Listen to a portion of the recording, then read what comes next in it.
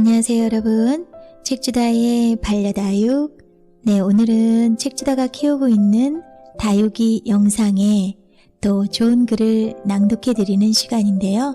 감동이 넘치는 그런 이야기 속으로 여러분 저와 함께 같이 가보시죠. 먼저 첫 번째 사연입니다. 시간을 되돌릴 수 있다면. 중학교 졸업식이었습니다. 가족들이 잔뜩 와서 축하해 주었기 때문에 모든 친구들의 표정이 밝았습니다. 다들 누구랄 것 없이 꽃다발을 들고 있었습니다.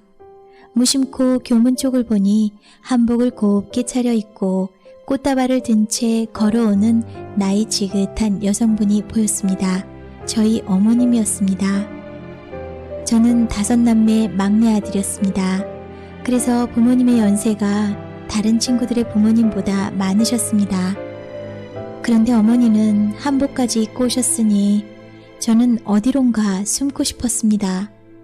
한참 화장실에 숨어 있다가 나왔더니 어머니는 제 책상 옆에서 기다리고 계시더군요. 저는 꽃다발을 전해주려는 어머니를 반사적으로 피하고 말았습니다. 어머니의 상처받은 얼굴, 그때는 왜 철없이 그런 행동을 했는지 너무 후회됩니다.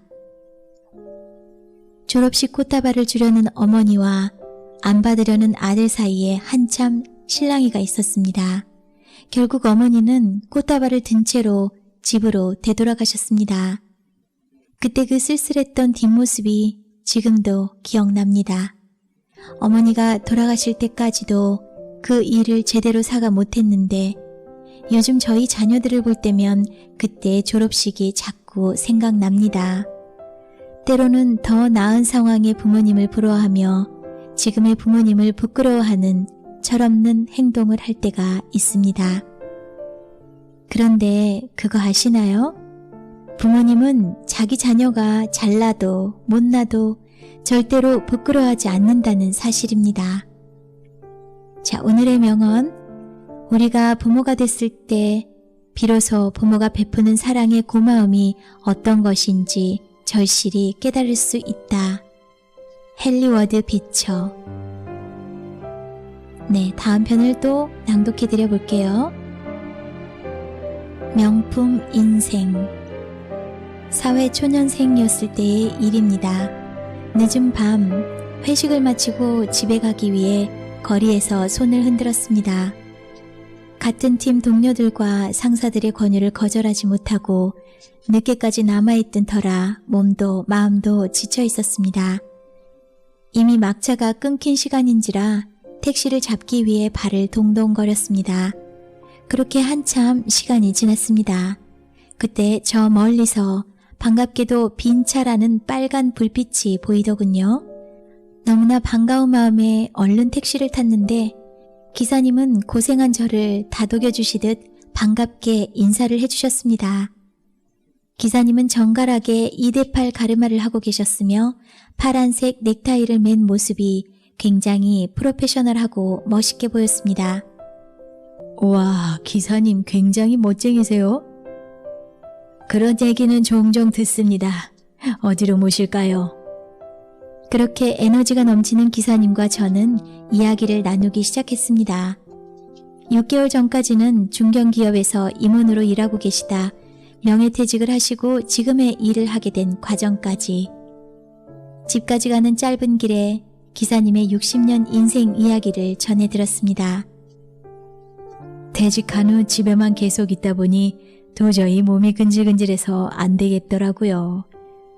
그때 택시 운전을 해보면 좋겠다는 생각이 들었고 다양한 손님과 인생 사는 얘기도 나누는 것도 이리저리 마음 편히 돌아다닐 수 있어서 저한테는 너무 좋네요.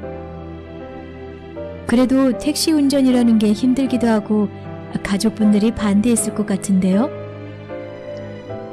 아내부터 자녀들까지 반대도 심했죠.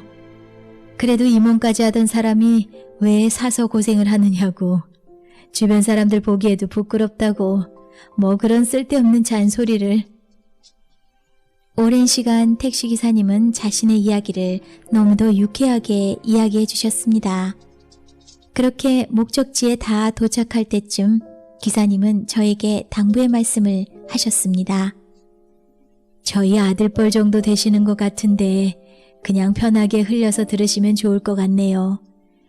제가 아직 인생을 다 살아보지는 못했지만 살면서 주변 환경과 상황만 탓하기 전에 자신을 명품이라 생각하는 게 중요한 것 같아요.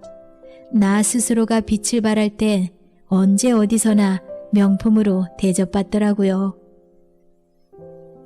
지금 어떤 일을 하든 어떤 자리에 있든 나 자신을 최고의 명품으로 생각하고 사랑하세요. 그럼 세상 무엇보다 빛나는 멋진 인생을 만들 수 있습니다. 자, 오늘의 명언. 행복의 비밀은 자신이 좋아하는 일을 하는 것이 아니라 자신이 하는 일을 좋아하는 것이다.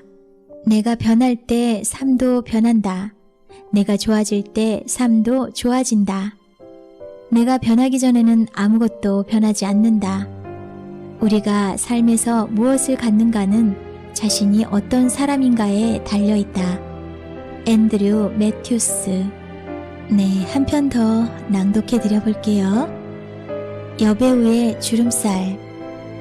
실력은 뛰어나지만 아직 빛을 발하지 못한 어떤 사진작가에게 좋은 기회가 찾아왔습니다. 많은 이들에게 사랑과 존경을 받는 원로 여배우의 사진을 찍게 된 것입니다.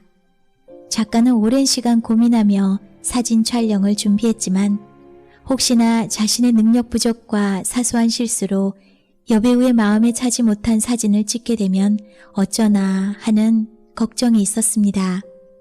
하지만 걱정과 다르게 촬영은 순조로웠습니다. 혹시 여배우가 지나치게 깐깐한 성격은 아닐까 하던 걱정이 무색하게 여배우는 사진작가에게 편하게 대하면서 촬영장의 분위기도 밝고 좋았습니다. 그런데 촬영이 다 끝나고 여배우가 그날 촬영된 사진을 한 장씩 한참을 보기 시작했습니다. 작가는 자신이 찍은 사진이 잘못되었나 걱정되어 조심스럽게 말했습니다. 선생님, 오늘 찍은 사진에서 뭔가 마음에 안 드시는 부분이 있으신가요? 여배우는 작가에게 말했습니다. 오늘 찍은 사진을 보니 이제 제 얼굴에도 주름이 가득해 보이네요. 아, 그거라면 걱정하지 마십시오. 사진에서 보이는 주름살은 깨끗하게 수정하겠습니다. 그러자 여배우가 미소를 지으면서 작가에게 말했습니다. 아니요, 수정하지 말아주세요. 저는 제가 가장 아끼는 지금의 얼굴을 얻는데 평생이 걸렸거든요. 사람은 누구나 나이를 먹습니다. 그리고 어느 날 문득 거울을 바라보니 자신의 얼굴에 주름이 하나 둘 늘어난 모습에 놀라기도 합니다. 하지만 그것은 당신이 이 세상을 지금까지 살아왔다는 증거이고 당신이 이룬 모든 것들에 대한 진정한 모습이기도 합니다. 오늘의 명언. 진심으로 사람을 사랑하는 것은 그 사람의 외모나 조건 때문이 아니라 그에게서 나와 똑같은 영혼을 알아보았기에 사랑하는 것이다. 톨스토이.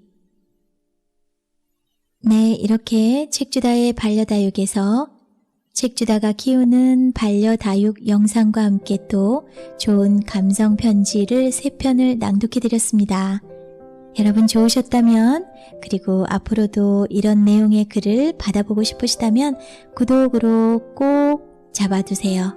감사합니다. 행복한 시간 되세요.